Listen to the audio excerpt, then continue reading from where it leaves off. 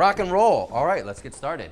Firstly, my name is Rivington. Hi, everybody. How are you doing? I want to congratulate you on being accepted into the Game Changers casting program. This is an amazing opportunity that I know I wish I had kind of growing up while casting to figure out how things work, ways to create story. And I hope you can use this weekend to hone your skills and level up. And I can't wait to see how awesome you do in the future. I followed all of you, I believe, this morning on Twitter, so I can't wait to see where just gaming takes you, because it's an amazing road to be on.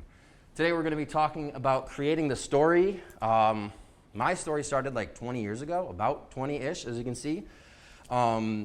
It started in 2001 when I heard a lady by the name of Game Broadcast Live, Mandy, commentating Counter-Strike 1.6, and I was like, wow, this is something I would love to pursue. I love the fact that I can relate to the players. I can get excited about that defuse. I've done that before. And you just create these moments that make people so engrossed in the game. I wanted to be a part of that. I wanted to offer that to people, to be able to relate in the video games that I loved.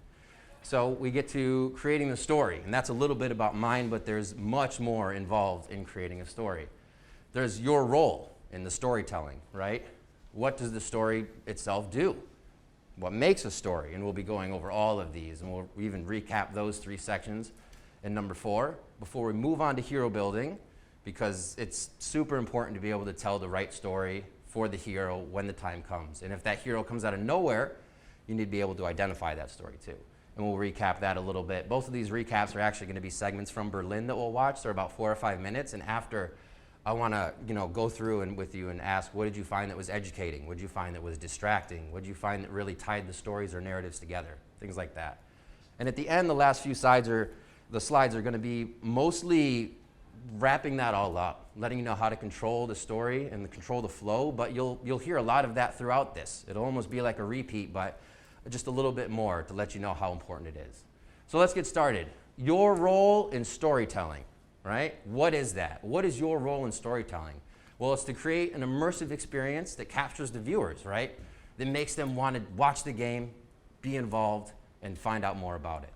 It's about telling a narrative about the players, making sure their story is always told, grabbing those emotional moments that everybody's going to remember and you're able to hang on when you think about these players. Think about the moments, the tournaments.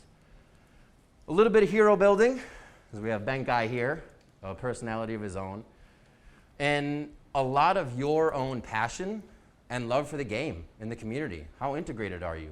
People are going to recognize that right away.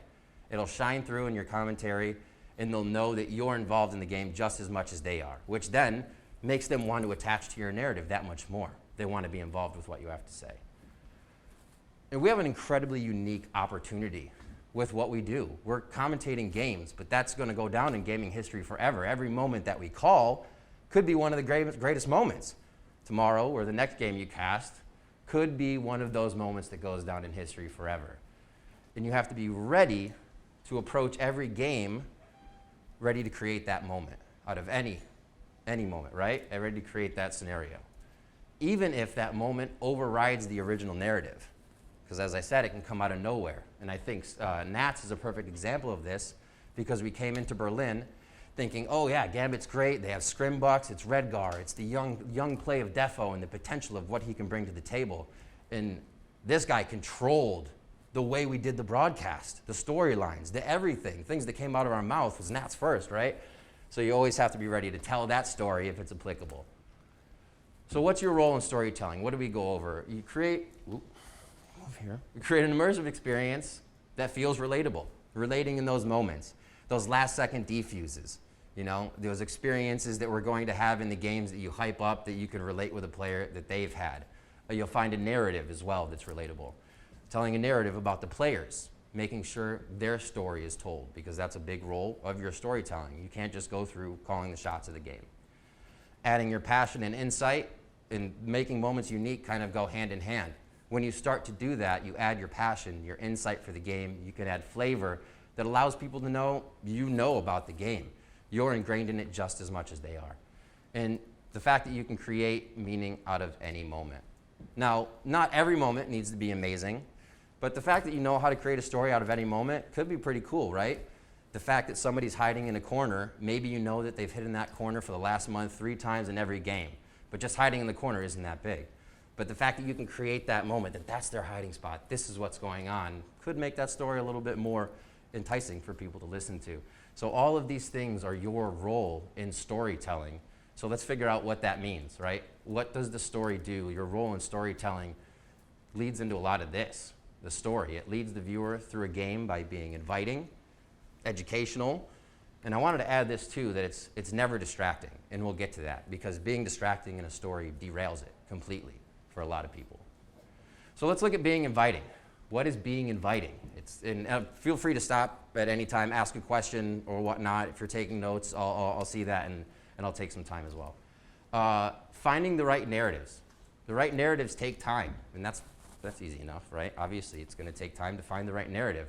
As well, I think this will be available after for everybody, so if you please take notes as well, but you'll still have it. Finding the right narrative does take a lot of time, because you have to maybe search online, where it's not always going to be the correct narrative. Talk to players, talk to your friends, talk to other casters, and figure out what that narrative is, because when you're casting, there's already a narrative in the viewer's mind. And you want to be inviting. You don't want to override that narrative. You want your narrative to ride along theirs and just have them say, okay, that's actually something I really want to check out and listen to. That's something I like. So really, when you're finding the right narrative, you're kind of finding something that's going to encompass everything in the game that makes people happy. And we know that's pretty difficult. We sit in the line of fire right in front of the camera every time with instant feedback. So we know when our narratives don't match. So we should always be looking for those narratives that, one, work for everyone, two, works kind of with the viewer's current narrative, and it's not too strong that it's going to override anything. You're not saying you only have to listen to this. And it's not always the one we find most interesting. Don't get trapped in a narrative that you feel is the best thing in the world, because a lot of times you'll actually find it really, really difficult to deliver that point and have it hit an impact. In LCQ, I was chasing first blood, first death stats to no end in the beginning of it. And I was like, where's this cool? This is great if we can say this stat and compare it to something. And after probably like half a day or a day of looking at the stat, I realized that while it's a cool narrative, it's kind of an in-the-moment narrative. It comes after the map, and it tells a story about that map. If I were to just say this guy has a really sweet narrative, Ye is one of the best coming into the tournament, compared to what? Yes, it's the other people in the tournament, but it's just this big number over 6 months. So finding that for me was kind of deflating, and it happens. You know, sometimes we chase and go down that rabbit hole, but you have to realize that even though I thought that was such an interesting point, it's not the one that's going to matter to viewers. Being clear in what you're saying, and all of these match together too, and that it has to be clear of what you're presenting. Is don't assume the viewers know is kind of the first thing here. They could be watching a 30-minute title slide before the stream starts, before the game starts, that says these teams are playing in the semifinals, and you get there, and obviously there's memers, but you get chat, who's playing, what's going on, what's today. So just in that sense, that's the lowest hanging fruit of don't assume the viewers know. You know, always let them know, always remind them what's going on, be clear, be inviting. Invite them into the tournament, invite them into the story, and be very clear about how you're doing it. Yeah, I just have a question about that. So in other titles as well, I've been told that depending on the match or the tournament that I'm casting for, I should kind of change the narrative and the story that I'm telling.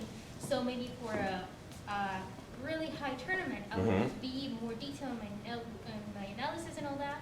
But if it's maybe a collegiate, then I would turn down a little bit of the analysis and focus on another storyline of maybe talking about something more personal.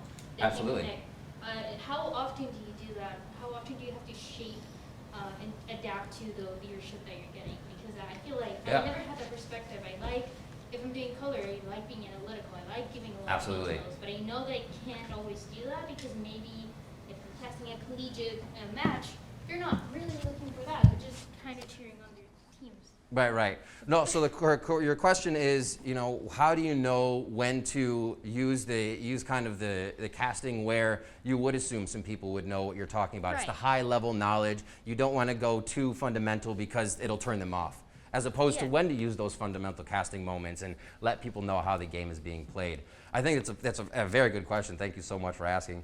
And using that is at your discretion.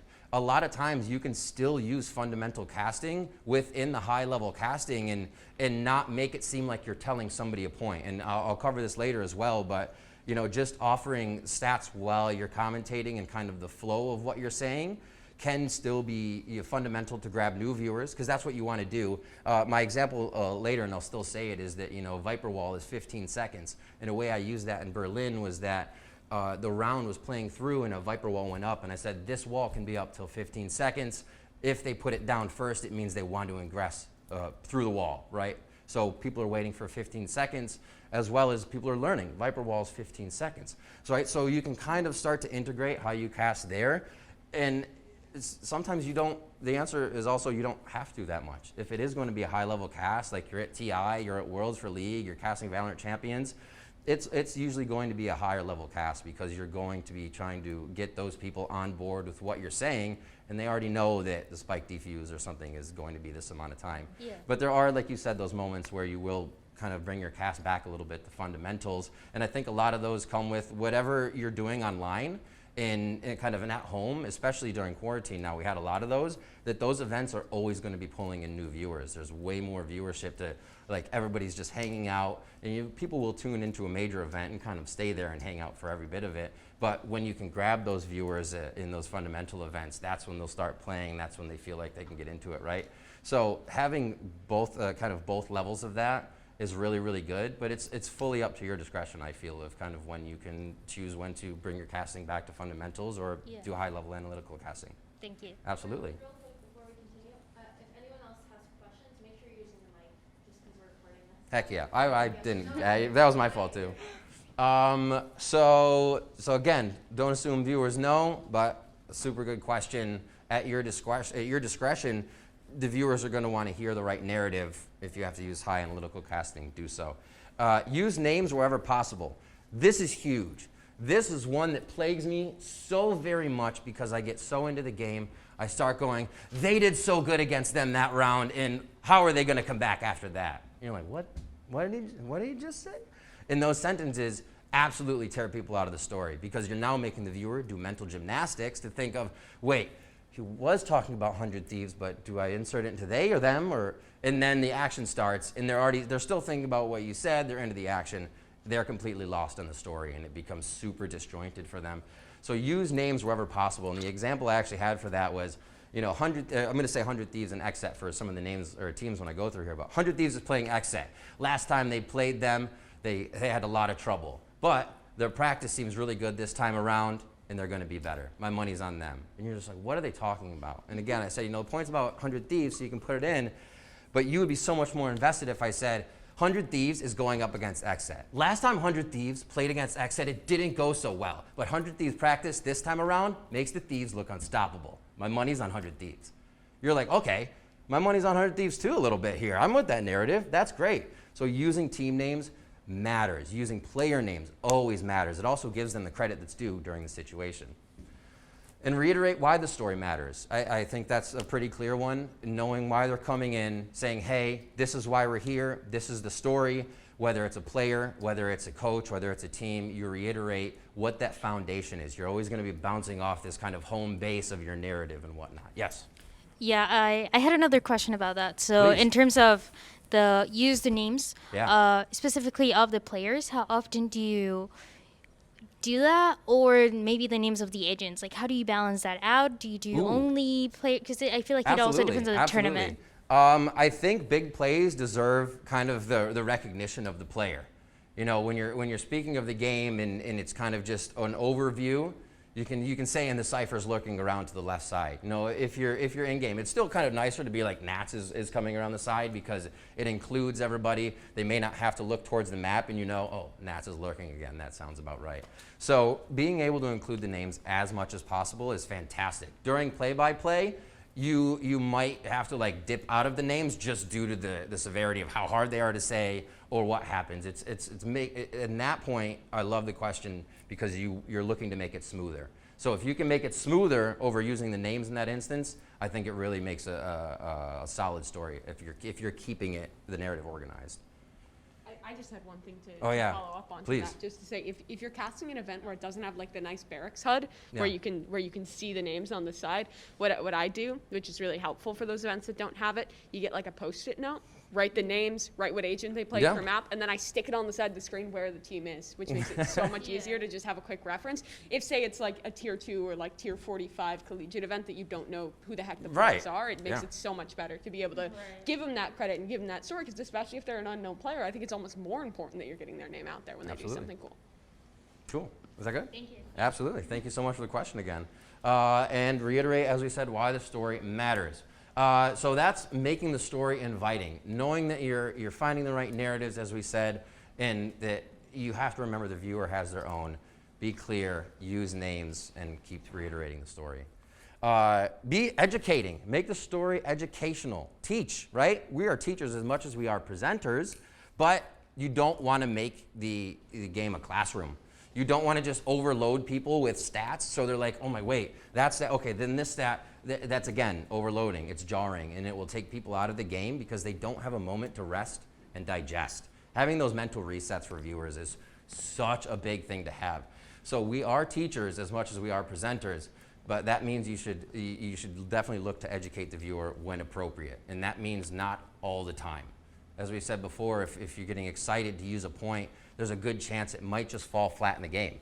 You just want to use it. You're kind of listening to your co-caster the moment you get to talk. You say a point, and you're like, wait a minute, this play is about to happen. Everybody's probably focused on that. So you really have to be aware of when is appropriate to educate the viewer, because points can fall flat all the time, as well as just our excitement in a point can make it fall flat. If we're like, oh my God, he's 67% and the headshot rate, and he's been so good on buying this game, I can't believe what, you're like, all right, I'm a little lost, but I know you're excited about it. So educate them when appropriate. Don't be too excited in that. And if you feel like you're overdoing it in these things and you're over-educating and you're like, okay, what we call it is a cerebral cast. You're making it too cerebral for the viewer. They're just continuously thinking. You're tiring them out, and they're not going to be online with your narrative anymore. Use questions to engage your co-caster. Use questions to your co-caster to engage the audience, really. And that means that when you're talking with your co-caster and bantering back and forth, you're creating more of a fireside chat that the viewer can rest, digest, take a moment to breathe, watch the game, and hear the answer from a little bit of your conversation each time. You're not overloading them with too much. You're just allowing them to hear, oh yeah, well this is happening, but I think that it may go this way. And I think it'll go that way too because of X happening in the last few rounds, and you're recapping for them. You're again, letting them have that mental digestion. Using historical game knowledge to build foundation. Teach, always teaching. It sounds great to hear somebody say, oh my gosh, they did this last week. They were in a 2v1 clutch and they were able to get this same exact scenario, right? That sounds good. But it sounds much better when you can go back 3 months and say, in this 2v1 scenario, for the past 3 months, they've had a 60% win rate. Expect them to be able to take this, create that moment, build that foundation for the moment to live with historical game knowledge. Teach people. And game knowledge is key to leveling up the viewer experience. Now this is where I brought in the Viper point before, because there's like niche experience where you would really never use it, but it's fun to have. Like I did some nerdy stuff when I was first playing the game, and I went on Haven and I figured out that A and C on Haven are 30-meter squares, which means if a Sova dart goes in, which the Sova bolt is 30 meters in ping range, you're going to be pinged, so you have to hide in the extremities of the site. But when would you ever use that? Right, you might be able to say everybody's in sight, there's a Sova dart coming in, so they're going to have to hide since A on Haven is 30 meters, and that's the range of a bolt. You could, okay, sweet. But that's still very niche. It's just kind of like you're looking to throw that in there. It's one of those points that doesn't need to be there. But the Viper point I said before is a way you can teach people, right? There's 30 seconds left in the round. The Viper wall lasts 15 seconds, so we'll see it at 15 seconds into the round is the last point it can be up. If 100 Thieves bring it down, they're going to execute on the post-plant retake from X set. And then you let the moment breathe, right? It could be even 7 seconds that's breathing and the wall hasn't gone down, but people are approaching in. But what do you need to say there? You want the moment to build itself. So using that game knowledge is super key. Also, again, the breathing moment lets the viewer reset. You'll hear me say that a bunch of times throughout this, because in creating the story, you can't always educate, you can't always be throwing story at them. It's okay to not tell the story sometimes. And don't be distracting, right? We don't want to be distracting. You are not the focus of the cast. And we really don't think of this, but we're not. As commentators, we're secondary to the action.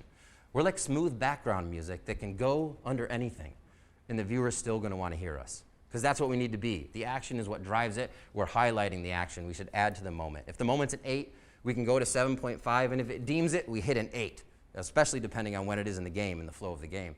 But we'll never go to a 9, because the 9 makes it about us, and the 9 takes away from the story completely and is jarring to the viewer. Stats and information dumps, we talked about this in just teaching, but again, it is very, very relevant that they can be distracting. And it's very easy to do this too.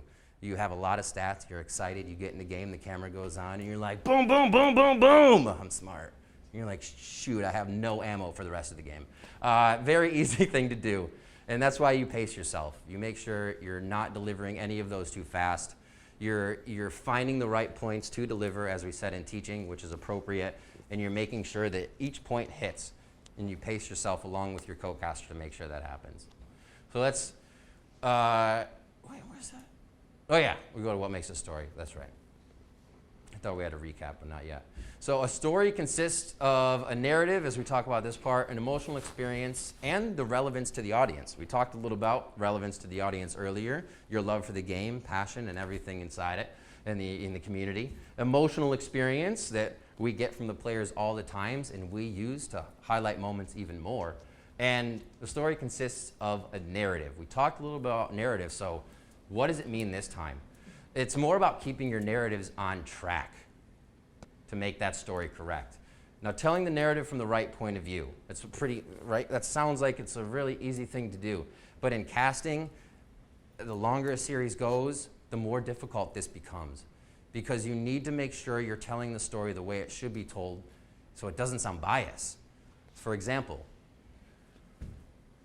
on the site retake, 3 members of X set went down. How unfortunate, they're not going to be able to take that round from 100 Thieves. The next round. On this round, X set goes down, but they take down 2 members of 100 Thieves and still lose the round. Are you seeing a pattern? In the third round, X set now take down 4 members. It has to be a clutch by 100 Thieves, but they go down again. Right? It sounds like I'm trying to make 100 Thieves sound really great, but in reality, I keep saying X set's name, and I'm telling more of their story. In reality, 100 Thieves is playing really great, and they're taking down X set every round. So what this should sound like is 100 Thieves take down 3 members of X set on the way into the site, and they're able to take down round 1. Round 2, 100 Thieves take down X set on the second round, but X set is pulling back a little bit with a few frags of their own. And then in the final one, right, there was a 1v1 clutch that went down. 100 Thieves take another one, but X set is coming online. As we see, it's getting tougher and tougher for 100 Thieves. So if you want to be telling that story, you still can, but you praise first, and then you go to kind of the negative build. Go ahead. Okay, so what if it's like a complete stomp and like the enemy team is literally drowning I and love this they're just all the way in the bottom, there's rocks on their feet. Like, what do you do? What do you do? No, I love this question. So it'll come up again in the story. I've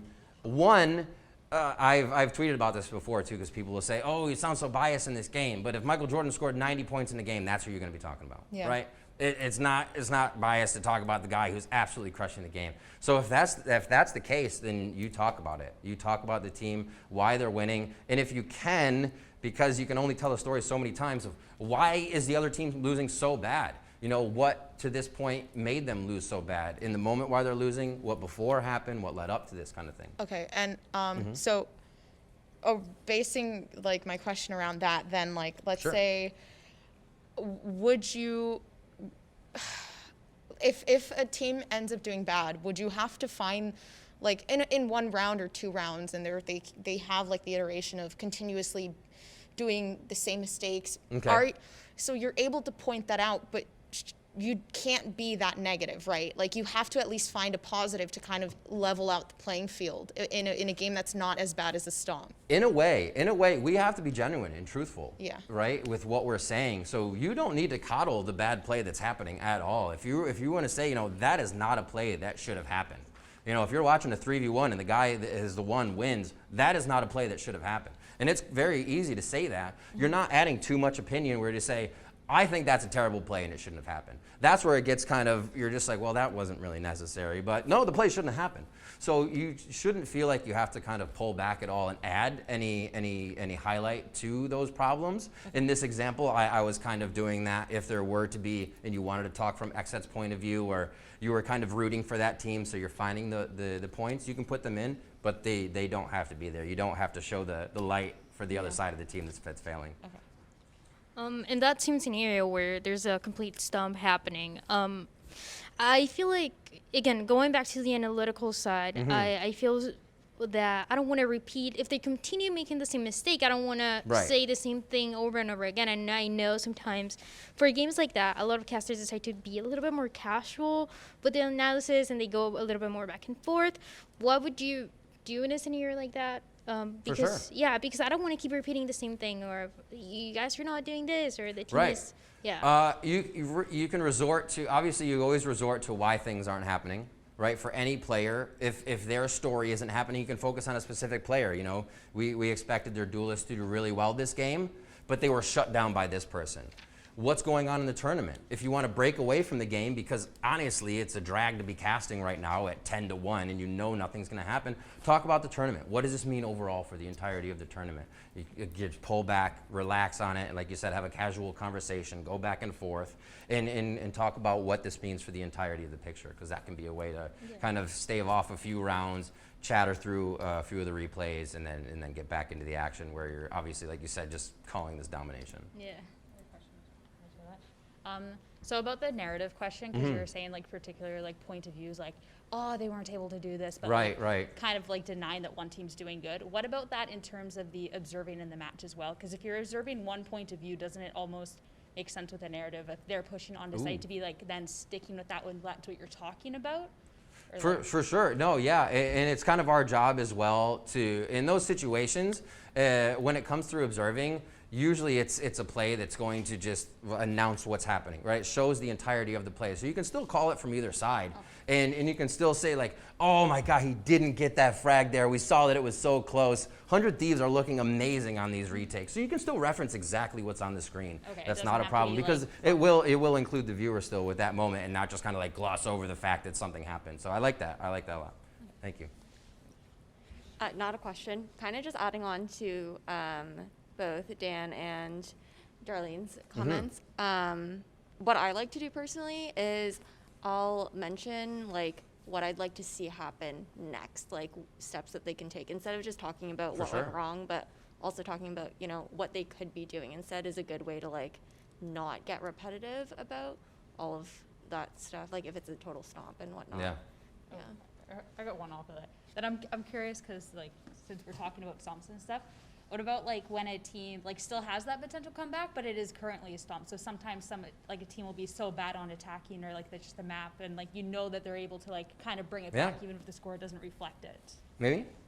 In some ways, for things Grab like that that, mic. it's talking about how can they turn it around. I love whining about teams not taking tactical pauses. That's one of my favorite things to do. Like talk about like put yourself in the perspective of that coach or that IGL for the team. What needs to change? What's going wrong in the early round? What's going wrong in the mid round? How do they need to reset mentally? Because even if you don't have player cams, even if you don't know, you can tell from how they're playing, how the players have got to be feeling. Go into their head a little bit. Talk about that and kind of hypothesize and think of options to turn that around. And just kind of get the viewer thinking, like, how can we fix this? It is fun. I think Mitch and Tombez do a really good job of that, of being emotionally integrated and be like, why? Oh, come on. You know, and you turn it into this fun game where you and the viewer are both at home throwing your hands in the air and you're just like, oh my word. So being along for the ride is even a way to stay away from just the casting. You know, you're like, all right, are they gonna do the same play again? They're moving on to, you know, and you just, you go with what, it becomes this meme of a game kind of. But when they do have that chance to come back, you are genuine. You should be genuine with the moment, right? If you like 100 Thieves Gambit thing, and you're like, wait a minute, okay, like you start to draw the picture of how it'll come back, and you should instantly snap back into that. Awesome questions, please. Yeah, I think that's where Grab the Mikey. I also think it's also important as, let's say, a color commentator, right, to start looking at those plays. So, for example, what would you like to see? But not necessarily always call out what's a good play or a bad play, because we always have to remember that as a caster, we're also not in the position of those players. We don't know the comms that are happening. Good point. And the players don't see what we are able to see in an overhead view, right? So we can't be overly critical on those plays. But you could always be very objective as to like, oh, they're actually doing a good job on some things that is working out so far, although it hasn't been successful due to X, Y, Z. Sometimes it's just like they're really trying, but they're just getting out-aimed. Yeah. Right? And that's one of those topics that you could actually start bringing up as well, as like the strategy's there. we could actually point out what they're doing quite well too. And I think you get a little bit more respect from the player as well and the community by identifying those good plays and those good attempts. Right. Yeah. Yeah, a lot of times you'll hear the community say as well, like, nobody ever criticizes, nobody ever then says the good plays. So it definitely helps to pull those out for people and bring them into the narrative. You can make predictions without being biased. When you're on the analyst desk, you can predict all day. And when you're on the casting desk, you can slide in some opinions in there. You know, I actually don't like the way that the op has been working on Haven for 100 Thieves. XSET has been really good at distance. I think they might have this first map, right? Boom, you're casting, and you can keep that narrative going. And they're like, all right, somebody might like that narrative, you know? And you don't have to be biased with making that prediction. And narratives, as we talked about this before, they act as a home base, that foundation that you're always going to go back to. You may be running off into the story of something else, but you're always going to come back to the narrative at some point and let people know, remind them of that narrative, as we said before, what's going on in the game, to keep that story going, to keep what makes the story. Emotional experiences, things that make you say, oh, yeah. Or make Doug say, crispy. This can be a turning point in the narrative. And like we said, you have to look out for these turning points. They can be anywhere. They should be remembered throughout the game. It's basically the list, but then I'll talk about it. And these moments don't always jump out at you. It could be a pause. One of my worst things that I should say didn't catch at Berlin was I missed the fact that so many teams turned around their game after pauses. Like 4 straight round wins. And I was like, oh, damn, the desk just said that, and that should be something I completely saw. And it's a turning point in the game, a turning point in the entire narrative of how that game was going. So you're not always going to see them.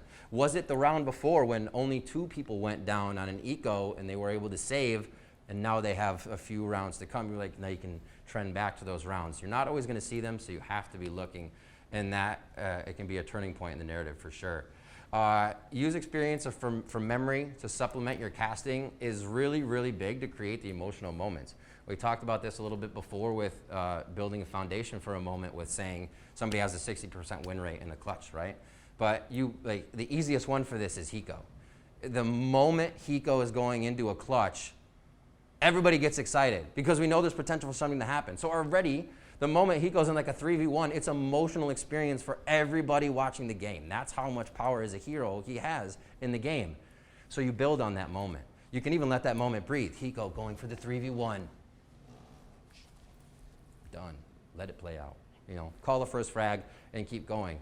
Or you take that and you say, Hiko's situations here at Berlin have been immaculate. He's been able to take almost every clutch into his favor for 100 Thieves, and this round would be even more important than any other. And you, boom, that experience, that memory, supplement your casting to make those emotional experiences hit, make them relate to everybody. Because again, those are the moments usually that everybody else has when they're playing, when they're casting. A lot of the reason we do this is because we love those moments so much and we want to share them with everybody else. That's one of the big ones that you can use.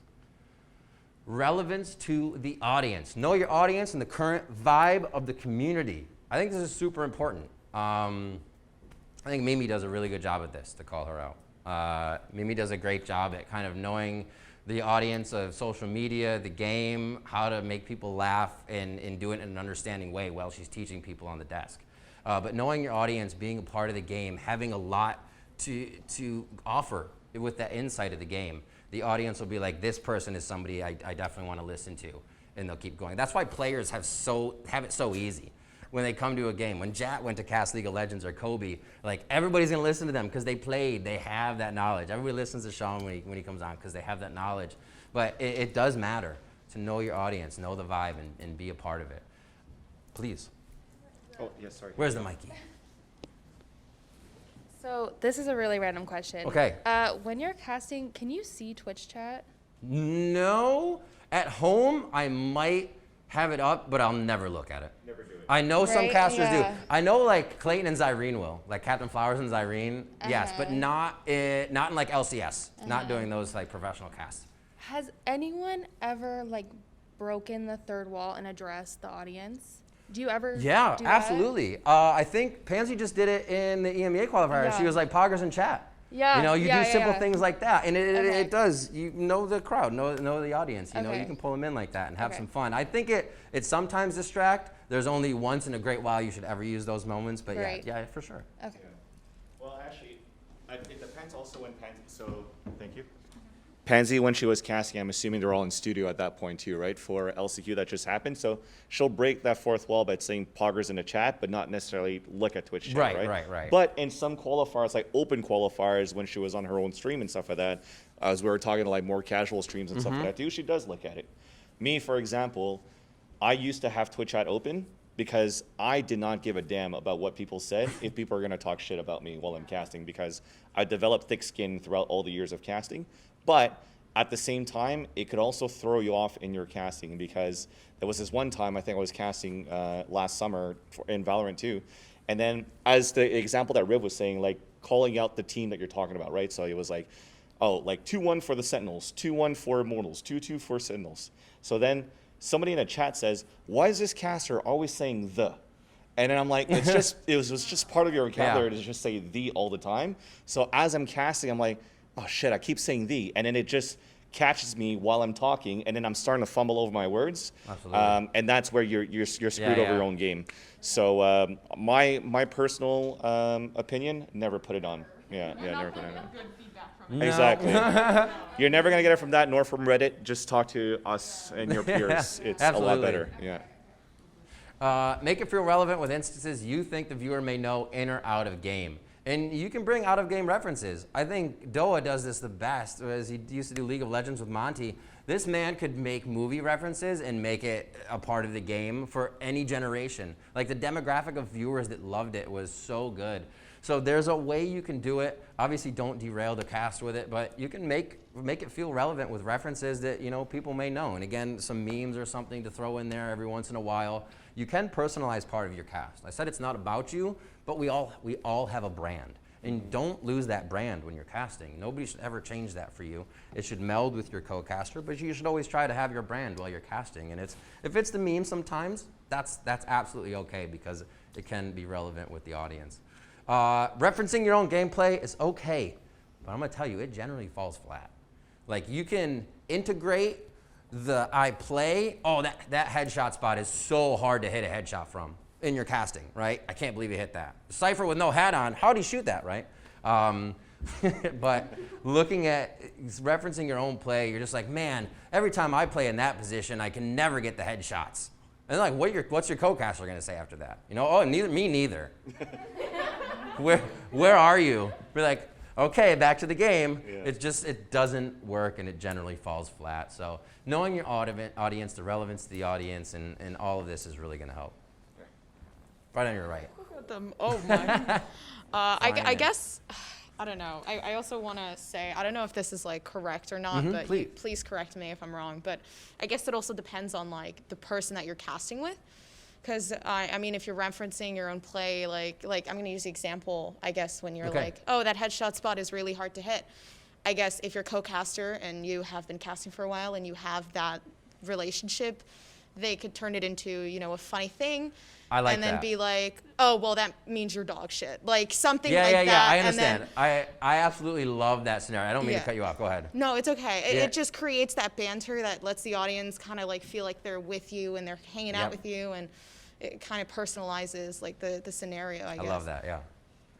Also, don't overdo it with the jokes, especially if it's not your brand, because I think sometimes people that their brand, that they have like this very serious, I'm a professional caster, I'm gonna go wear a suit and tie and have my uptight Twitter account, and then they go on air and like say, it just feels out of place. Like, just know yourself, know your brand, and know what you're going for. You can always pivot, but make it make sense, and don't overdo it. I think that both of those points, whatever we said in League, because Freak would always +1, the +1, the +1, and we're like, don't +1 a +1. Yeah. You know, somebody make a joke, you add to it, and you don't +1.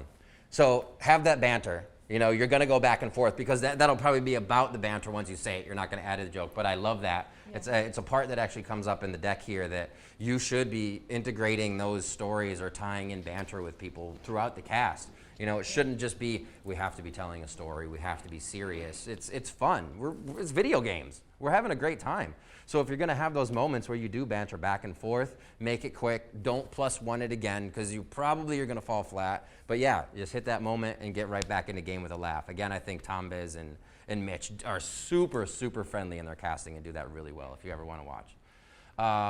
So to recap, creating the story. I don't know if we'll have time to watch the videos, but I kind of still want to. And be inviting, be educational, don't be distracting, right? Create the narrative that people are going to want to follow. Find that narrative and make sure you're telling it from the right way. Identify the emotional connections. Again, they can come out of anywhere. I don't think we'll have time to watch the video, so I'll say what a few of the Berlin ones were. Just the opening of the desk on Berlin, that's an emotional connection. You're opening a desk to grand finals. Players are emotional. That's a story, right? Yinsu says it's 15 teams down to 2. It's being educational, and they start talking about players. So already you're being very inviting, because that was one of our main points. So being able to relate to the audience, identify the emotional connections, this will help you create the story every single time. And if you keep on the points of not going overboard and keeping about the player and not yourself, you won't have any trouble. We'll shoot by that quick, unfortunately. Into hero building, they're actually agents. Bad picture to use. So hero building in itself, it gives us a reason to watch players, right? We're telling this story for why a hero, why they should be watching a single player. And it's really fun to hero build because we get to watch a player succeed from all the hard work that they did, and we do that work justice by hero building them and storytelling, and letting you know why it's awesome what they're doing and how they did it. So what is hero building? Hero building focuses on a player's identity, growth, and gameplay. That sounds easy enough, right? But who is the hero? And I think the thing here is the hero can be anybody. Anybody on any team. And you usually don't ever have one hero, but that can be a story, right? We've had Asuna, the hero of this team, this game right now, or whatever the situation was. So it's still a usable story, but you have to be ready for the emerging hero, as we said before. There's always still another hero. So you want to be able to tell who the hero is, why their story is great, and kind of what makes them somebody you want to watch. Ooh, double time. So using identity and growth to hero build. Right, here's examples, tons of examples of heroes. And all of these are identities of the heroes, right? And as you can see at the bottom, identities, they aren't the story, they're just what highlights a player's story. So if we were to talk about Dignitas Rain and her clutching, we think back to Game Changers, and my mind always goes to Breeze, just clutching on B on Breeze, these rounds after rounds, or whether they were a B on Ascent, and Rain clutching. Right, that's pretty cool. But that felt like it just scratched the surface. So what you do is that identity is clutching, and you use that to highlight her story. That her abilities as a controller and the fact that she's alive to the end of the round gives her team more information, more smokes, more coverage, opens up the map, and you talk about what sets up her clutches, what happens during her clutches, and you extend that to build the hero. The identity is never the story, right? It just highlights the story. You need to tell that. Again, with Nats, best lurker, Nerves of Steel. If I were to just get into a game, and everybody knows Nats, so this is an easy place to not describe what the viewer should know or not say, or expecting the viewer to know something. And I say, every time I think of Nats, I think Icebox. He's going up that tube, he sits in a corner on kitchen and he gets a frag. He's always lurking in corners. And you're like, okay, that's cool. But in reality, that story should be, Nats is such an amazing lurker, and he has Nerves of Steel. He'll be up, pushed up, gaining information for his team in spots you have never seen a player before. It allows Gambit to reposition themselves for first blood in almost every round, and then they're able to pinch the team with the information that they're giving Nats and he's giving back to the team. And you've built that hero off of the fact that they're a lurker. That meant something. So you always want to continue to highlight the story further than what what their identity is. And using gameplay and results to hero build, like we said, using those results, their gameplay and then the results of their gameplay to hero build. Taking space, strategy, play setup. What can you talk about in that gameplay that is driving the hero's story? Leaving room for the emerging hero, anybody to pop up. Again, Nats is a perfect example of this. You could just say his name over and over again because it was Redgar and Defo, as we said before, and Nats came out of nowhere as this new narrative. Be ready to tell why a player fell short. We talked about that a little bit. We'll have hero building. We'll get ready to talk this player up forever, but what if they miss all of these? Why are they falling short? Maybe it's nerves. Is it their first LAN? You have to go deeper on the other side now to tell that story because it matters that everybody will remember the hero is here and they fell down a little bit. But what did it take to get the hero back up? So you're setting up this story for them, and you have to tell that they did fall. It has to be a story that's told. And it's not always the case that gameplay drives a story, right? You have in-between game. You have Twitter, you have chatting, you have talking. Say if Tens in a week joined Vision Strikers, and everybody thought it would be the best team in the world. And yeah, it's pretty good thing to think about. Could happen. But a lot of it's speculation until you see Tens get in a game and press mouse 1 to where the gameplay drives the story, to where that story is then confirmed, and you can build on it. So you will be able to find story outside, but the gameplay will drive the story, and that's where you're going to kind of get the most robust information out of it, instead of trying to say like, oh, he said he's going to do really well, he's happy that he's here, the scrims are going well, but what does that hold until we see the gameplay? Here we recap hero building is a little bit quicker. We did have, there's a video here where they hero build Yay, but they also hero build Nats. And I think the identity in both of those is absolutely huge, because one, it shows the emerging story of hero building. It goes into identity, the growth of Nats over the tournament, the growth of Yay himself over the tournament as well to become one of the best duelists at the tournament, their gameplay and results. And you leave room for a new hero still in a grand finals. You know, that desk came out saying even if they lose, could Nats still be the best player of the day, or the tournament? But still, there needs to be room for the new hero. And don't drive the hero's identity, or sorry, hero's identity does not drive the story. I think that's a big one. Please. Okay. Hopefully I didn't forget what I was just about to ask. Okay. So I forgot. Fair enough. I'm right there. I live in that boat, by the way. I live in that boat. If you remember, please stop me. So moving on, again, that would just be kind of the hero building on Nats. Oh. And, oh, please. Yes.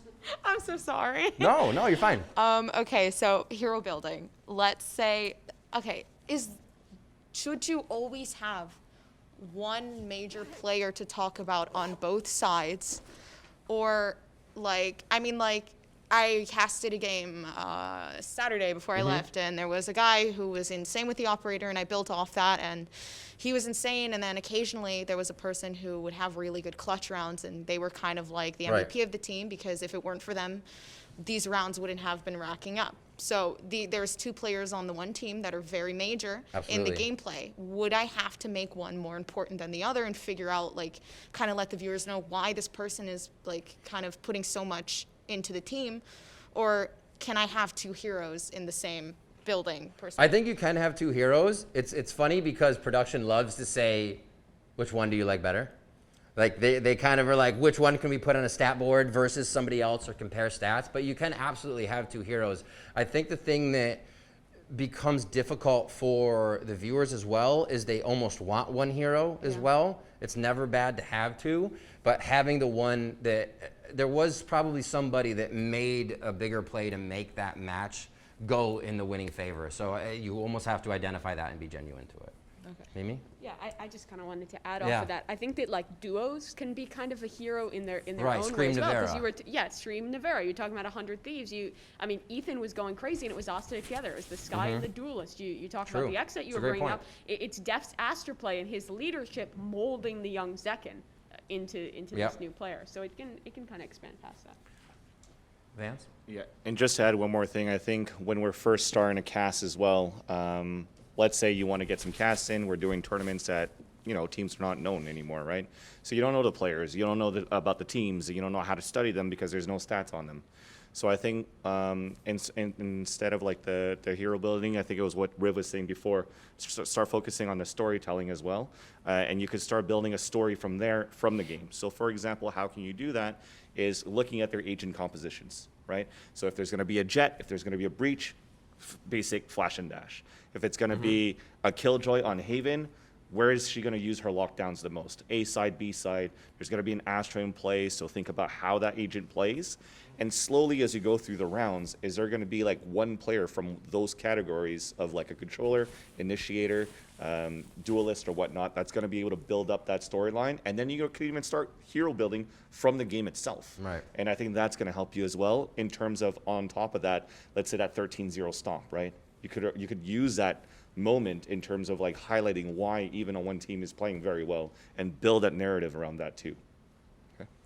All right, our final few slides coming in. Controlling the story. Again, these last few ones, like controlling the story and the tips and tricks, are just things that kind of round out everything that we saw. It'll be pretty repetitive, but it's still, like I said, just slightly different and a good reminder if it is a repeat. So how to control the story. I do want to play this clip, and it's only a minute long because it is recently one of my most favorite clips that reminds me to never start at the top. Starting at the top, if I came in here and I was like, hey everybody, how's it going? We're about to do this presentation today. It's about creating the story. Like, I have nowhere to go. I have nowhere to go, and I probably couldn't sustain that anyways. But there is a level of this that is still very hard for even me to grasp, that in a best of 5 series, even the craziest play in round 1 can't really be as hype as the play in game 5 if there's a game 5. It can't be as good as the Baron steal. So this goes down to a 5v2. And honestly, when I heard this play, I was like, I'd be screaming my head off. But then I recognized how genuine it was to keep this play mellow, keep it calm, and keep it paced. And Pansy does an amazing job of it here. Thoughts now with Guild joining us in the final, maybe instead of a team that some people were expecting. I mean, I'm shocked at. I mean, it's no secret I've probably been one of the biggest Guild critics over the year, second only to Mitch, man. But I have to wait and see. I mean, there's a lot of questions to ask, but actually, look at a very, very fast hit here in the pistol round, straight onto seat site already. Solcast's going to lose out to Draken, and actually, straight away, look at that, 3 kills in quick succession already. They have full site control. Only Scream and Navera left to try and recover this now. Yeah, it's a little out there. Navera and Scream, the brother buff, of course, we have heard it said, and there's only so many times I can keep repeating that, but let's see what they can do with this. The HP is low on Bonkar, safe, you're seeing down to what, 50 or so, so it could happen, but they're not being given much. No one over-peaking from Guild, and rightly so. Scream, first step towards it, leans out, does get contact on both sides, and they both succeed. Hold on, 8 HP, there it is, Scream. He's found another. Draken, where are you? You need to find this one. He's doing the ring-a-ring-a Rosie. Scream now trying to play the time. He has to close the gap. He has to find Draken. That kind of in-game leader. He does still fulfill that. That's a highlight play, so it'll keep going, but, right? I feel like at the end of that play, I'd be like, oh my God! Like, if he would have gotten that. The 2v5, but to understand that there'll be plays greater than that throughout the game. That was an amazing call. Right? Just simple things like that is stuff that everybody needs, I think, to integrate into their casting to create the story, or not create the story, sorry, have the story flow the way that it should. Because yeah, we could have gotten hype there, but then I think we subscribed to being hype like on the 3rd round, on the 5th round, on the 6th round, and kind of just blowing out everybody's ears. Please. I think it's also mostly like just reading like the scenario that's going on. Absolutely. In that scenario, there was a huge retake going on, but it's not over yet. There's still one more player, and it's a 1v1. He has 30 health. So what's going to happen? It's anyone's game. And then it's like, you know, if you're screaming for the one player, then it kind of just blows everything out, and then everything just goes to the other player can do shreds. something just as amazing. I love that. Yeah, that's all I have to say. That's really cool. No, I like that addition. I love that a lot. I got something. Please. So like giving respect to not getting so overhyped or starting at the top, how do you like then still give games and stuff like the proper respect? Because obviously if you're getting near like the end of a game that's like the first round of the day, like obviously like it's not going to be as hype as like finals or semis or anything like that. But at the same time, like okay, yeah. Sorry, I keep wanting to like answer. I'm so excited to answer you. It's like, pace yourself, Riv. I'm a rambly type of person, so apologies on that. But just more so like giving respect and like the actual hype in the individual game, because sometimes that's maybe something to seize. Absolutely. So is this in a series or individual game along with more games in a day? Like probably more so just like it's your first game of the day. You know, it's like the first game of this tournament. It's the first round that people are kind of keeping. So I open at a 10. I always be like, thank you very much, Dash. I appreciate it. We're here. I'm casting with Vans. And then I bring it down and we get into game. And in that first game, it can be hype. And if it's my first game that I'm casting and then we have a separate game after, that game for me can get very, very hype. it still in itself lives in a world of, I want to, like when we used to interview people in League of Legends, we would say, draw us a line based on hype and time of the game. And they'd be like, all right, early game fight, dragon fight, you know, ooh, dragon fight again, Barons here. And we'd be like, you know, and we'd ask, you know, why are the dragons as big as the Barons? Because they're not. And you went as hard, the same thing on both dragons. Were they both the same intensity? So it's kind of like understanding that every game will have that buildup. And if it's a series, that line just is a little bit lower towards the end of each game until you get to the last one. Yeah, there's a thing for me that I was doing a tournament once. We were doing the first match of the day, the first match of the tournament, and I was casting with someone that I didn't know beforehand. I didn't even know I was casting with them until that day. Yeah, it becomes tough. Yeah, I didn't know anything about them and their casting. And when we went in, they were super, all the way up, really, really hype. Oof. I was doing color casting, and I was trying to, you know, when I took it, I would start hype and then turn it a little bit lower. Right. Just try it, but he would like. Because you want, that's great that you're trying to match. Yeah, exactly. But in a scenario like that, when I don't really have the space to tell them, especially because they start like that from the beginning, there's not really much. I mean, what can I do besides trying to turn it down a little bit when I get the chance?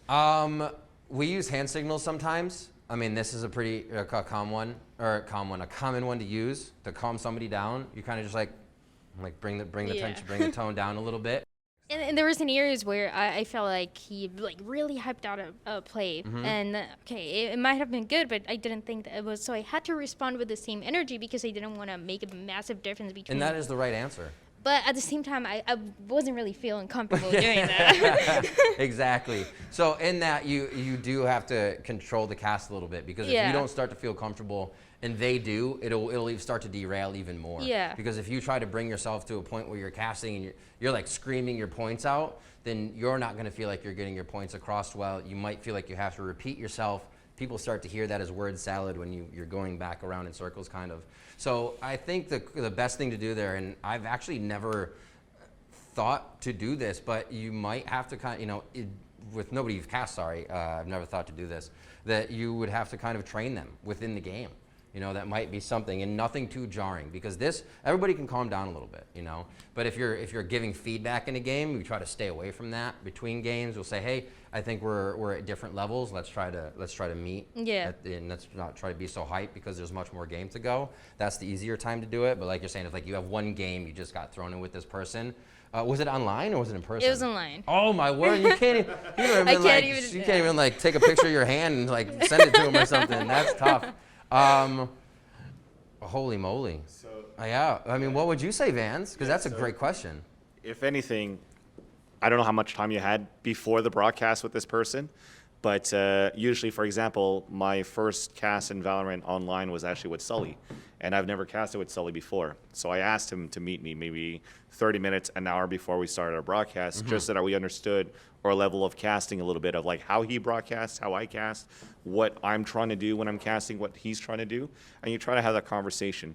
If you never, let's say you had 10 minutes before, and you're like, fuck it, I just have, sorry for swearing video, screw it, I have to do something, then I think it's smart to maybe have that discussion during halftime, just so that, you know, you put yourself at that same level. If that person is going to, great. yeah, exactly, that's a great idea. Halftime, because you'll have like a minute, 2 minutes to be able to have that conversation. And if he or she is experienced enough or is professional enough to get that feedback, then it should be just fine. If not, I don't think it's going to be on you at that point, right, because you're not looking to improve. I mean, you're looking to improve, they're not looking to improve, right? So I think you take it with that sense too. If it's an online event and you just need a panic button, you can always just try and Discord message someone and pray that they're going to see it. Yeah, just right, like during your gentle, downtime. something nice, but that's like your worst case scenario. Another thing for online events, if you can, I don't do this with everyone, but with some people I cast with, it's really nice if you have just like a trash laptop or like a trash webcam you can have and turn on your camera in Discord and just have like a side cam so you can do hand signals. So you can do that, events. It's yeah. so nice. It is so nice. I've never thought of that. Big fan of it. Yeah, it's what Bala and Sima does. Yeah, they do it a lot. That's where I got the inspiration. So looking at this, as we end up, so you guys can get the rest of your day, is again recapping. Pick the right timing to add more narrative. We talked about that. It is super important. Don't just shoot points out. I think, again, one of the biggest ones is that, and it actually comes off of you hearing your co-caster say it is that you're not listening because you're building a point that they're talking about.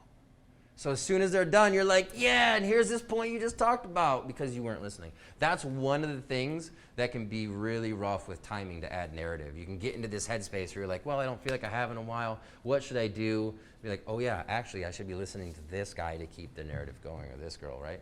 So pick the right time to add more narrative and make sure you're not just overriding people with it or overriding the game.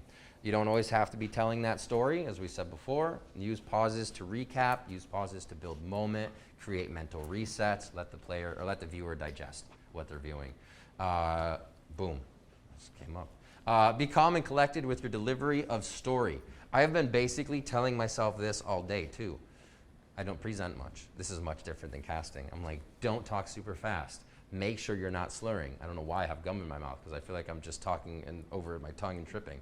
But yeah, be calm and collected with your delivery of the story.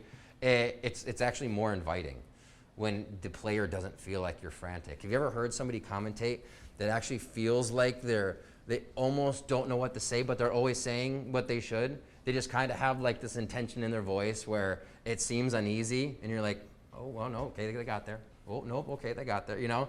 Be calm and be collected with your delivery, or you get people in that kind of no man's land where they're like, what is he saying? How are they saying it? If the story derails, I think this is a neat tip. Reconnect with your co-caster first. Don't try to be like, all right, how do I get back to the story? I think Vans and I focused on this a lot, because Vans and I hadn't commentated for over 10 plus years or done anything together. And our first thing going into our game in LCQ was, let's just make sure we can toss back and forth with what we're going through. Like button up the end of a play-by-play and toss it. And you give it back to me when you're done analyzing, and we'll work on that. And then once we feel like we can dive in more, we will. So if the story derails, reconnect with your caster, because that's going to be the most inviting thing for the viewer to start, right? They'll be watching their narrative, but to invite them back into where you want to be friends on the couch with them, chatting about it, right? Basically plat chat. So you just want to be that friend, connect with your co-caster, and be a friend of the viewer as well. Please. The mic. So going on with like reconnecting with the co-casters, obviously like at a higher level, like people more so know each other, you've like cast with each other, or can have that time to build up, but more so at a grassroots level and a smaller level, where maybe people aren't connected with the co-casters, or just find out morning of like who it is. If they're derailing, are you like, what is like then better, to try and go along with what they're doing, or to try and stick to it and try and bring them back? Because both are still jarring in some sort of way, but it's like... It is. It's kind of like, is it better to go with everyone in the bad call than to have everybody split up and try to find a good one? So if they're derailing, I remember we used to do this a lot with Freak, and I was just watching one of the World's casts where like we were casting, and he's like, and we did a high five to start, and he's like, have you ever done the turkey? And I'm like, what's the turkey? And he's like, put your hand up. And then he goes, turkey. And he's like, have you ever done the peacock? And I'm like, no, we're getting back to the game. And I'm like, that stuff, you're just like, oh my God, we're derailing so hard from a finals game right now. What are we doing? But when that does start to happen, maybe you meme it, you make fun of it, and you pull it back. And you even say that, all right, back to the game. You know, all right, let's get back into things. Let's take stock of things. You know, reset the game helps there. But that is a difficult one, especially if you know your caster is always going to be on a tangent, or always try to one-up things, or reference some silly show they watched on every single damn play, or something else. It's difficult to rein that back in. Do what you can to just get back to the point, right? As kind of ease into it as you can, as easily as you can, I should say. But yeah, you're right. It will be kind of jarring. And it's then something that has to be discussed with that co-caster at the end. Be like, hey, we derailed way too much there. We can make jokes, but stay on topic. Okay. It's a good question. Because you're posed with these a lot of the times. You know, everybody's like, oh, it's great. We're going to go cast. Everything's going to be perfect. Things go wrong. Things never go perfect. Things never go perfect. And then tips and tricks. I actually love this picture. Make the most out of each game. Prepare your points and practice them. As I said before, it's so easy to think about a point. You have this point, and you're like, all right, yeah, 60% there. When they're playing Haven, they're better on defense. It's great. But if you're like, you ever played an instrument and you've practiced like one portion of the instrument, but then try to do it within the song, you're like, damn, that portion becomes hard again. Because when you're trying to say the stat in game, it may not come out the way you just had it as a plain thought. You have to be surrounding the story. So prepare your points, practice them all the time and what you're going to do. I mean, heck, we used to practice endgame calls for League of Legends and think about them before they happen. So it helps to practice your points and figure out what you're going to be saying. Always talk with your co-caster. It helps to relieve pressure again on the viewer. Let them just listen in, be a part of the chat, and hang out.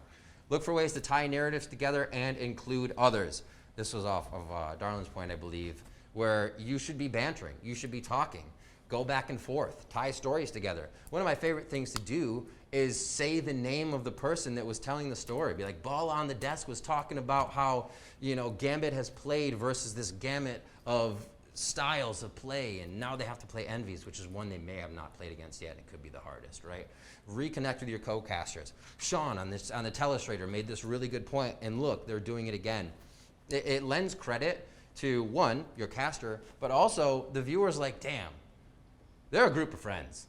That seems super fun to be a part of that and just talk video games all day and talk Valorant, and they're all on board with what each other are saying, so am I, right? The viewer loves to see that camaraderie between the cast. And let the moment breathe if you're not sure, right? We talked about this before, kind of with Hiko in a clutch. This is a little tip or a trick that you can use if you don't know what's going to happen as well. So let's create a situation where, it's 2v2 on bind, and you could say 100 Thieves have one in elbow in the back of sight. Hiko's on elbow, Ethan's in the back, and Xset's now coming in. Zekken's able to take down one, Hiko goes down in the back of the sight, and now Ethan's going to be coming around the side, he hits a flash, and you wait, right? You wait on that moment. You let that moment breathe. I think my thing is falling. You let that moment breathe. And if something happens, you pick that moment back up. Oh, and he does, he's able to get the last frag, no defuse coming in for Xset. Or, oh, it didn't happen, and you let that moment breathe, because you may not know what happens, and you're kind of cheating. You're like, well, I get to see what happens, and then I can build the moment. So let a moment breathe if you're not sure.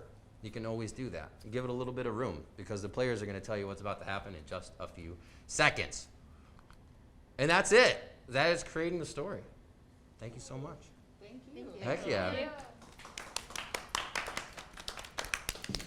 Sweet. I think we're over time, but I did actually. Oh, maybe. I think it changed. But I did want to go over something real quick in like a fundamentals of casting, because I think it's super important. And like, what are your fundamentals? And I read a book called Art of Sports Casting a while ago. It was kind of like mandatory when we were going through LCS and stuff. And they're like, here, read all these, and Art of Sports Casting, and like how to build talent. And one of the portions in the book was really interesting is, where does your talent come from, really? What actually made you want to do this? What makes it easy for you to do this? And to reflect on that, for me, it's a lot of random stuff. I, as a kid, used to belt out Bohemian Rhapsody in my basement and in my grandmother's backyard. So I was always like a performer, entertainer. I was a captain of JV and varsity soccer, so I was always vocal. I love talking. I love sharing my thoughts and what's in the moment. And my father played music on stage for quite a long time growing up, and still when I was growing up when he had me. So I had always kind of known that production or being in front of the mic. And it's good to know these things, because you can always build on them. What makes you who you are? And I don't know if anybody like kind of wants to start what their background might be or why they might have been interested other than gaming kind of stuff. But please, share what your fundamentals might be. Oh. Go ahead. Okay. We got Mikey. Good Mike. Yeah, for me, I always like public speaking. I'm from Really? Colombia. Yeah. That's so terrifying for so many people. Yeah, so yeah. hats off to you. To start. But I would speak in Spanish since I'm from Colombia, and then I moved to the U.S. and I was pretty much afraid of saying anything, so I kind of shut that down completely.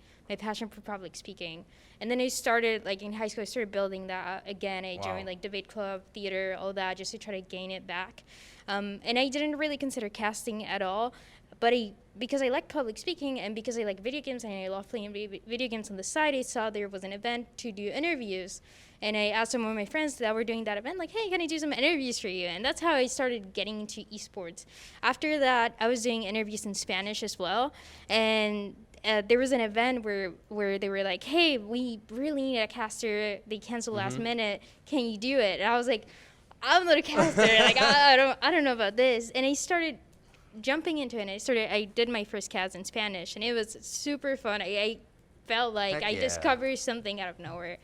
And yeah, then I started doing a little bit more in English because I knew that, the scene is a lot bigger and I can get a lot more opportunities.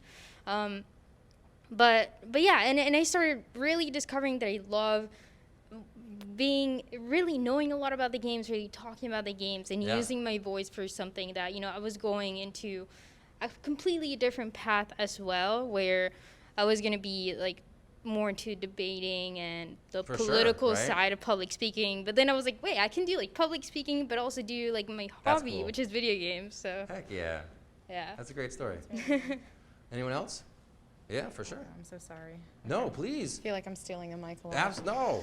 I love hearing from you. So we're just telling like how what we do, and that's Yeah, kind of like what your fundamentals were, right, Mike? The things that I can look back that really made casting something that I could do was, I loved yelling in JV and soccer. I was very animated and acting and whatnot when I was younger. And like I said, my father was always on stage, so being in front of the microphone or yelling into it was never that big of a problem for me. So again, it's kind of on public speaking, but a little of those things that made casting easy for me. Okay. Well, I should say available to me. Well, I started playing video games for a very long time. I think my brother introduced me to it. They already know this, but I started off with like the GameCube and the Game Boy, and started building my way up. I played Little Big Planet, love the game, but that was on like PS2 or something. But that started it. Yeah. I never stopped playing video games ever. It kind of like went on through my life, but I started getting really into theater, and that was my main thing. And I think I did it I was in 12 musicals or 11. Damn. Yeah, it was a lot. I got my first lead role in middle school, 8th grade. And I'm very persistent, so I never really gave up. Even though my parents were like, just quit. But I did the marching band and I did choir. And then I have a lot of energy, and I didn't know where to use that. So I did wrestling, and I also did TV studio. Heck yeah. So I was doing indoor percussion, which is like theater but with music, and then I was doing wrestling, and I was doing TV studio, and I was also doing clubs outside of that. So then the pandemic hit. I'm so used to like putting my hands on stuff and like doing things, and I started like getting depressed, and I'm like, what am I gonna do? And the only thing I was doing was playing video games in my room, and like I can't sit down and do nothing. And then I got the opportunity to like learn how to do this thing called casting, and I'm like, that's what they do in sports though. Like, how do you do that in video games? And then I started watching videos, and people started teaching, and I guess like all of the energy that I had, like I would normally waste my energy with wrestling, and the performing I would do because I love to like act like different characters would be theater. And like the marching band and stuff was just like I love to I just loved music and to make a show out of stuff, and I was very dramatic, as you can tell. So then there was casting, and at the end of the day, after like a full day cast, it's like I'm exhausted. I get, my performance for the day. It's like, is true. It's extremely nice. It's physically exhausting. And it's like I'm putting on a show, and I always wanted to be famous. So like, I mean, like being famous with video games is definitely a kick. So like, I was like, oh, I'm doing what I love. Like, I love playing video games, and my parents can't like, kick me out for it, because like, well, what are they gonna do? I'm getting paid. I mean, I'll move out eventually, and it's like they'll still cast. Yeah, and I could still play video games. So yeah. Thank you for sharing. Of course. That's awesome. Anyone else? Yeah. Absolutely. So for myself, I've been a content creator way before getting into casting or anything. And I got into content creation because like growing up, I loved video games, but I was like bullied, I was quiet, I was shy, so like I didn't like talk or anything, or like I just kind of kept to myself. So then creating content online and Twitch streaming, I got to like kind of share the passion with others. And then it was like slow going, starting to build that up, and like I found my voice in talking to other people about it. And then fast forward a couple years later, like I wanted to get into competitive Pokemon. Like I play competitive, like the card game, I play the video game competitive. So I would stream that out, I'd make videos about it, and be narrating my gameplay and my story while playing. And then through that, got contacted by Pokemon to be casting for them. And then I was like, you know what, this is a cool opportunity. Like I'll do this, like, why not? And then in doing so, like, I've always wanted to play competitively, but kind of realized that telling the story of others too, like there is more of an impact that I can make too, because like telling a story was something I already did for myself anyways, but this way I can kind of like lend my voice and create this content and create this story and get into that further. So I did that, and then I've always wanted to play Valorant over. Like I love Pokemon, but I also love shooters like Valorant, like CSGO. Like I loved all that. So then it was like, okay, I really want to play Valorant so badly. It didn't pick up for my content, so my content didn't switch over. But then seeing this, it was like, okay, like this is kind of like my opportunity to, you know, get into and do that. So gotta follow that passion. Yeah, Heck exactly. Yeah. Either Mimi? Yeah. Please. Pass it back down. Yeah, for me, when I was young, I got really into performing and stuff. I just got randomly signed up by my mom. There was like this circus camp that was just outside my town. Circus camp. Yeah, Hell it's a weird thing, but it was like you went there and you did like clowning stuff, which is just like, I mean, basically like improv things like that, like just general performance things, and then like aerial silk, stilt walking. But I never liked doing the stuff that was like me. I never liked doing the like they called it like the clowning stuff, like the actual like performing and the improv and that stuff. It always just made me so anxious. So I was like more like I can perform, but I want it to be like something that's more physical, that's less so about me talking and being a more direct performer. And I did that for a while. I did that like all through elementary school into middle school. Wow. And I loved it. And then in middle school, I don't know. I got kind of embarrassed. I was very like anxious. So it was just like, I need to focus on school. I need to push things down, and I stopped doing it. And I almost kind of pushed that out, like that I used to love performing. I got into like more like, I'm just gonna be in the background. I just want to fit in. I want to be normal. And then when I got into high school, I didn't want to do theater. I didn't want to perform. It scared me. It was like a lot to get up on a stage. Even though you had. Even though I had, but I didn't want to get back into it. But I've always loved games. I've been playing games since I was little, and I always loved the technical stuff. I've always been a nerd about that. So I got super into the technical stuff for theater. I was like in charge of sound for my school. I mixed all the shows.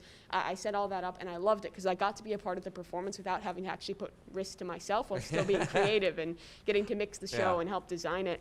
And then when COVID hit and everything went online, I'm so bad at paying attention in school. And I was just watching like ESL Pro League, like the CS broadcast, every day during school, like the European broadcasts that were in the morning. And it was a desk with like machine, pansy, sponge. And I was like, hey, this is fun. These people are kind of entertaining. Yeah. It's a game I love. And I was really interested in that, but I never really thought about like the presentation and the casting. I was just there to watch the games and have some interesting background noise. So I guess that was kind of floating in my head. And then Valorant came out, and I found out that I was like okay with it. I started to get involved in some communities. A friend of mine who ran some tournaments was down a caster, and it was something that I was like, hey, I've been listening. Maybe I try this out. Not? And I just said, fuck it. And I tried it out, and I kind of enjoyed it. It almost felt like kind of like opened up that performing stuff that I had stopped doing and that I had kind of pushed down. And then I was like, wait a minute, I do kind of like being in this spot. Like I do like performing. I do like talking to people. And I started doing it more, and I started pushing for it, just like harassing people to try and get gigs. And I met Steph or Miss Harvey, and she managed to weasel me onto the first Game Changers broadcast. And I don't know, I just kept loving it and kept working at it. And yeah, I don't know, it's amazing. Hell yeah. Very cool. We'll go down to the other end. Maybe that's where you got the funny.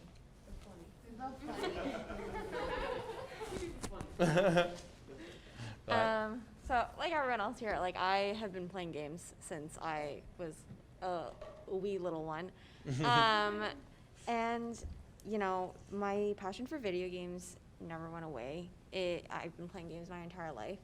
But what's interesting is I've always been terrified of public speaking, and like I get a lot of anxiety over that. So I never imagined that I would actually go into like entertainment or like want to. So it really didn't cross my mind for a long time. And I would describe myself as an extrovert now, but I used to think I was very introverted. Okay. But I think that came from like, I grew up in a really big family. Like I have 4 younger brothers. And after moving out, I definitely found my voice and got more comfortable with myself. And then, I don't know, my friends and I, we would joke about having a podcast together. We haven't done it. But just like bantering with them and doing all that. about video games and watching tournaments together and having conversations with them was so enjoyable. And the idea of being a caster had never really crossed my mind until joining VALORANT and VALORANT coming out. Actually, Wolf, who is one of the girls who ran the casting program, which is unfortunately on a hiatus right now. We played together in the very first VALORANT tournament that VALORANT had hosted, and we're on the same team. And then I joined the program because of knowing her, and just popped in one day, and I was like, whatever, I'll try it out. Why We'll not? see how it goes. Let's do it. And I really enjoyed it. And I think also having it be the camera, when you're casting, the cameras, you're not being shown. You're Right. kind of the focus is the gameplay.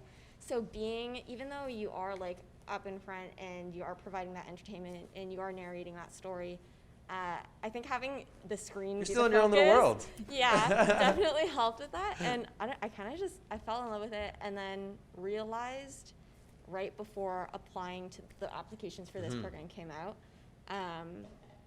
that's when I decided I was going to actually try and take this seriously. And I think it was hard. It was a huge career change for me. I graduated from nursing school, and I'd never really thought I would go down this route. But yeah, it was just, I think. Gotta be ready for the emerging story. Yeah. For sure. Oh, go ahead. But I think, honestly, VALORANT was the biggest game changer for me Heck as yeah. far as everything Very goes. cool. Just seeing how much they were working on uplifting women in the community and providing those outlets and those resources, that was definitely the turning point for myself in this industry. Sweet. I should say it was Wolf who invited me to do that first tournament as well. Oh. Same woman for me. Wolf is Go Wolf! she needs more recognition. She's Yeah. such a wonderful Love it. Okay, so hi, my name's Jody, by the way. Nice to meet you. Going off of fundamentals is a lot similar to everybody else's. Theater, I was the captain of my varsity swim team in high school. But I think a lot of it for me was how I was raised, because my dad was also in a band. Okay. He's the one who introduced me to video games. We would do that together since I was, I think the first game I played with him was Tomb Raider. We always played all the Tomb Raiders. But it was also my mom's job, so I grew up traveling across the world. So we would move every 2 or 3 years. So it was really hard, but I was forced into these uncomfortable meeting new people positions, and it kind of forced me into being an extrovert, to the point where now I crave that uncomfortable feeling. But I don't crave that feeling, but I crave the feeling you have afterwards of when you're okay, I've built these bridges and I've created this tone and this community that Awesome. It's like a drug. I don't understand it. It's weird. That's really cool. That's a great way to look at I it. think that is the biggest fundamental that has brought me here. And it's weird. I don't know. It's a weird way to say it, but yeah, that's. And then my career path to casting. Basically, in high school, and I'm currently in university. I'm in my last year of university. I've been casting sports instead of esports. And then I got into streaming, and I did streaming, and then I started hosting my own tournaments where I would cast it, and I would invite one of my moderators to cast with me. And that's it, yeah, I guess. Heck yeah. Yeah. That's awesome. Well, I want to say congratulations to everybody once again. I think we know as casters how hard it is to get started. You're all so far from, hey, how do I get started? What do I do first, right? We've had those people, or we've had people come and ask us those questions, and there's a million answers you can give somebody, right? You either start casting, or it's kind of too late if you haven't, but you've all taken that on. You're all amazing public speakers from what I've seen so far in your reels, which again, it's one of the hardest things to do. I think they rank it up there with being afraid of death as public speaking. So pat on the back for being great at doing that. And I can't wait to see where you all go in esports, because it is one of the funnest rides I've had for the last 20 years. I'm still on it. And the experiences you'll have, the people you meet, the people you work with, the players you'll get to hang out with, and the moments you get to cast are all so amazing. And I can't wait for you all to have those moments. So, okay, Cass. Thank you so much. Absolutely. Thank you.